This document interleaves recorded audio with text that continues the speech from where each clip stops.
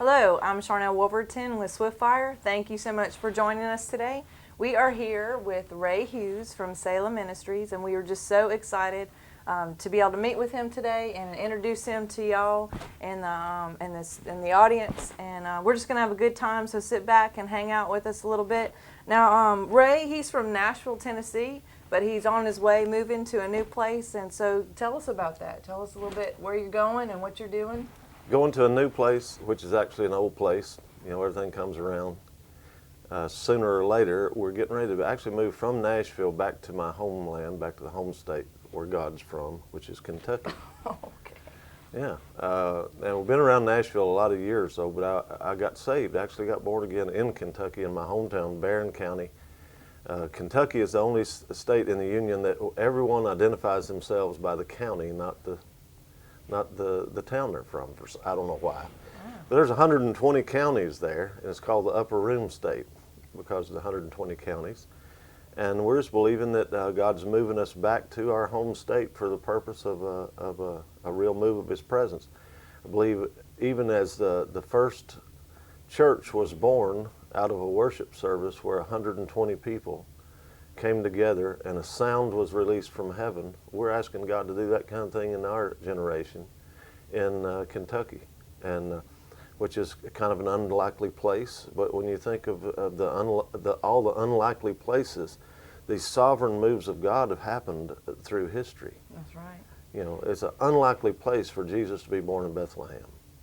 Unlikely place for a revival that swept the nations of the earth. Every revival that's happened since 1904 can be directly related and tracked back chronologically back to the Welsh revival that went all over the world. Unlikely place. I've been there. A little chapel on the side of a road that nobody knew anything about.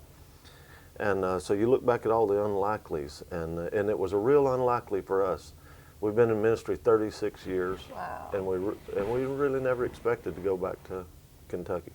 And we've been everywhere all over the world, and this just was not on our radar. And then 5 or 6 years ago, the Lord started leading us back into eastern Kentucky, back into the coal mining. Well, basically a lot of towns that are up there now are at one time were thriving coal mining towns. Mm-hmm. And now the coal industry has gone pretty much belly up. It's left a lot of destitute people in little one-out-house towns, we call them, up there in Kentucky. And the Lord's moving us back there, strangely enough, in a time that we just really didn't expect it. But we're looking forward to it because it's an old day, new day thing. We're taking another lap around. 36 years in ministry, now I guess we're going back to start all over again, and I got about 36 more to go back around the horn. I don't know. So what do you see yourself doing up there? Do you have any idea? I mean, do you have a vision for what you're doing? Well, yes, but I'm such a visionary, I'm afraid almost to verbalize it. Really? Yeah, because I know how it activates once you say, like the two most powerful words you'll ever use in the English language is that shape your destiny is the words I am. Mm-hmm. And think about that. You can say, I'm praying about it, I'm thinking about it, I'm looking into it, I'm considering, but when you say I am, now you've activated grace and favor for that new day. I am moving to Cambodia. I am moving to Louisiana from Montana. I am going to do so-and-so. Now you have activated grace, favor, and warfare in that situation. That's right, man.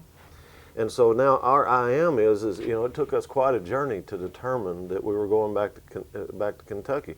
We had invites and places in our heart for Montana and Wyoming and all these Salt Lake City, actually Park City, Utah and Redding, California, different places that we were looking to see where God wanted us to have our new day, and we prayed about and we did the consider, look at, went to. Also for years we've really had this heart for and been there so many times in Scotland and Ireland and Wales and over in the Celtic British Isles and places.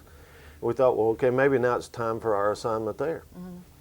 And then we come to the place that, wait a minute, I love those places and I love the land and I love the favor that's on our lives when we go to those places.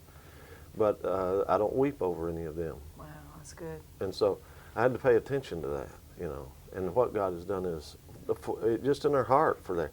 And so to say we're going to go there and do this or do that, everything that we've been doing up there has been so spontaneous and just walking after what God's next is, that I hate to put one of those ministry things on it, like, okay, we're going to go and we're going to do this and we're going to, and that thing, because now you're obligated to that.